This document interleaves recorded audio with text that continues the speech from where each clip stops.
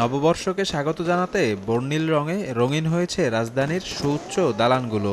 পুরানো বছরকে বিদায় জানাতে বর্ণাঢ্য আয়োজন ছিল কোথাও কোথাও। নতুন বছরের প্রথম দিন আশা আকাঙ্ক্ষার মেলবন্ধনে অনেকের কাছেই উৎসব। তবে আনন্দ আয়োজনের এমন চিত্রের বিপরীত দৃশ্যও বিদ্যমান জাদুর শহর ঢাকায়।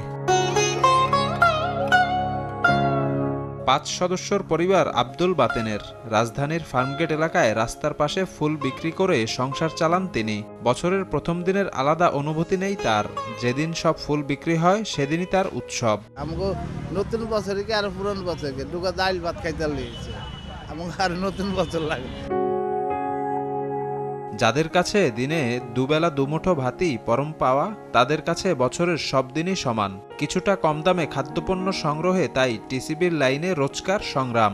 বছরের শুরু থেকে শেষ পর্যন্ত আমরা এইভাবেই চলতে হয়। বড় লোকের জন্য এটা ফুর্তি আমোদ, আমরা তো আর ওই ফুর্তি আমোদ করতে পারবো না। কামাইগির পেটে ভাত জোগা বলে এটি আমাদের স্বপ্ন। নতুন বছর আমরা তো কিছু বুঝি সুঝি না, বড় লোকরা এটা বুঝে।